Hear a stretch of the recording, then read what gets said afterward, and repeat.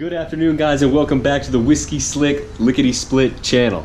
I hope you guys are all having a great day. As always, thanks for tuning in. Now in this episode, we are taking a break from the Goldie Truck project to move forward with the overview and also a kind of an explanation for why I purchased the little diesel. Now I know it seems like just the other day we were introducing the Goldie Truck project. I know it was just a few videos ago, but we're going to take a break from that. We're going to go over the entire acquisition of the little diesel truck as well as why I purchased it, all the reasoning behind it. Look at these trucks sitting here, guys. These things look absolutely fantastic. Here we have the OBS, well, I guess we could say the OOBS and the OBS Chevy, because I still think that this thing is like at least 2 generations behind. But look at these things, as old as they are, fantastic condition. This one only improving. This one is in absolutely great shape. You guys will see that here shortly, but man, they look really good sitting next to each other. Also gotta say, it's an absolutely great day for filming. I mean, look at how beautiful it is outside. You don't get too many of these. Moving on.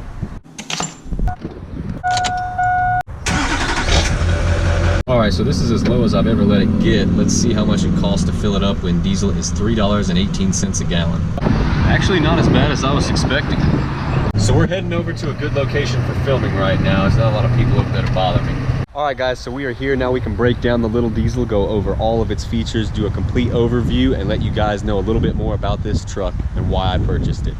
Alright guys, so starting off, this is a 2001 Chevrolet Silverado 2500 HD Duramax diesel. It is a regular cab. We got the 8-foot bed, complete with tonneau cover. Down on the bottom we got some running boards. Guys, this truck is super clean, and again, it is purpose purchased, so I guess I gotta kind of reveal the reason for buying this truck. Now, in my first video, if you guys ever saw it, I stated that, you know, diesel, if you had money to blow or you needed to tow, it's definitely the way to go. Well, we are gonna be towing with this thing. This is gonna be my little tow rig, my little work truck, and I needed diesel for towing, so we had to go out and get her with the 6.6 liter Duramax diesel. Now guys, this truck is super clean, and I was incredibly excited about it, and definitely had to jump on this deal as quick as possible, especially up here in the Midwest, Indiana and Michigan. These trucks get ate up so quick, so for me to find one in this good a condition, which I'll show you shortly, was definitely rare. And I have a very strict kind of criteria when I go for shopping for vehicles, not only price but with the features and everything, but this thing definitely met every one of them. So we went up, did the deal, got it done, and got this thing back home. So she is now part officially of the Whiskey Slick family. I did state that this truck was purpose purchased in the last video, and it definitely was. This is for towing for my small business that I run on the side. It's a construction company. We do several different services here in the Fort Wayne area, but I purchased the diesel because she's going to be towing a large Bobcat for me. It's a Caterpillar skid steer. I know more common term is Bobcat. That's pretty much what everybody understands them as, but Bobcat sucks, go Cat all the way. And because those are not lightweight machines, you need a diesel to be consistently towing with this thing. You need that consistent power. You need all of that with the takeoff, maintaining speed, and this little truck I think is going to do a great job for us. Now this is like the WT work truck package, so we're not working with anything fancy. Now as far as the cab size goes, I know that maybe a crew cab or an extended cab might be better off, but you know, the regular cab I've had an incredible amount of good luck with. Okay, over the course of my life I have done a lot of work, both for my business and for other people's businesses, but the 2 doors have really been reliable. Now I know the reliability of the vehicle doesn't really necessarily depend on whether it's 4-door, 2-door, extended cab, door and a half, what the hell ever, but like I said, if you've got like a superstition or anything like that, definitely these trucks have made me a lot of money, and I'm very comfortable with the 2-door for right now. So starting off, we have got the basic steel wheels, nothing exciting there, but let's get into the real exciting part. Look at how clean this underbody is. You've got a little bit of corrosion and surface rust here, but there is nothing. There is no holes. There is no like major corroding aspects. This thing still has, I think, unless they recoated it, it's still got a little bit of the original factory wax coating. So very clean. You can see the wheel wells. These are coated as well. They don't usually do that, but these ones have been done, so that's good to help protect that as well. Not quite sure what you guys think about the running boards, but in my opinion, honestly, as far as the functionality goes, these things have already served a great purpose, and I want to keep them on there. I mean, it's kind of it's kind of iffy. If we take them off, obviously it's going to make the truck look a little bit better, maybe look a little bit higher, but purpose purchased for construction work, and this thing definitely helps getting in and out of the bed, getting in and out of the truck. So we're going to keep them on there for right now. Up top we got the tonneau cover, which when I first saw, I was actually very excited about this thing, man. I mean, I'm going to be able to keep a lot of different material, tools, equipment back in the back, nice, locked up and safe. It is a quality cover, and I was very excited when I saw that. That was kind of cool to get that included with this truck, not to have to seek one out and buy one. I'll definitely be using that. Up under the tonneau cover, we have got a very clean setup in here. Now, as you can see, this thing was set up with a fifth wheel. I think the older couple that own this thing does have a backstory, and it's a pretty good one, which gave me a lot of confidence when purchasing. But it had the fifth wheel set up. These guys took it down to Florida every year, and sometimes they towed their camper, but not gonna necessarily need to use that because I think I can haul everything from down here with the pintle hitch. Got the classic Chevrolet lettering. Now moving on into the interior. All right, guys, so now let's cover some of the features this thing has that some of you may never have even known existed. For instance, this feature here, do you even know what it is? I'm not sure what my viewer's age range is, but this is a crank manual window. Very reliable, which is another good thing I'm actually glad to have. I don't have to worry about window regulators or the motors going out. This thing just cranks it right down. Next up, manual door locks. Both sides. If you want to unlock that one, lean your ass over. But again, guys, purchasing this truck for work, I didn't need all those kind of features or these kind of creature comforts, things like that. I'm very comfortable with the manual door locks and the manual window roll down. I don't have to worry about that, you know, electronics giving me any kind of problems. For instance, if this was to go out in an automatic one, you know, your button breaks, then something over there in the radio breaks, or you got electrical issues all over, this is not gonna break. Very confident in that. Next up, rubber floor is already dirty. We've been working this girl already, and I don't know, I might get some floor mats out. People actually kind of like that because they can spray them out and do things like that, but I kind of feel weird. I want like a barrier there so that I can just take the floor mat out, dump it on the ground, and when I go to put it back, I see that still beneath it there's very clean floor, and I can spray the floor mats off. I don't know, that's just my personal preference. Tell me what you guys think. Cloth seating. We got an aftermarket Sony radio, which actually I like a lot because I have an aux outlet, so I can plug in and listen to my own music. That's a lot better. I would have done that anyway, so that was a major plus. Basic HVAC controls. Now I'm a bit of a bitch when it comes to this. You know, you can't do much. It's a work truck, so I approve, of course. Fold up crappy console. Again, you guys, if you've seen my other video, you know my feelings on the console. But you know, we had the argument once, face down, ass up. But you know what? Like I said, the argument to be made is if you fold it up, it makes it easier to get a blowjob. Now on to some of the more important details, the mileage. What is the mileage on a diesel truck like this? 2001, guys. She's 18 years old and 147,557 miles young. Still got a lot of life left in this truck. Another quick detail, she is outfitted with a very important feature, especially if you're going to be working your trucks. This is a trailer brake control unit installed. Very reliable. It already works pretty well. You know, I've tested it. Let's check out the engine bay. Very clean engine bay under the hood of this girl. Now she looks fantastic. Obviously did a full inspection at the dealership before I took her home, but everything looks pretty good. The batteries look to be a little bit newer. I'm not as familiar with diesel engines, but everything looks really clean. Everything runs and drives and shifts out just fine. So she's been super reliable so far. Done some towing with her, done a little bit of hauling, held up perfect. Exactly what I was looking for, and she's definitely getting the job done. But again, guys, very clean engine bay. Got the big 6.6 liter turbo diesel badge right there up front. Not quite sure if these are stock or aftermarket.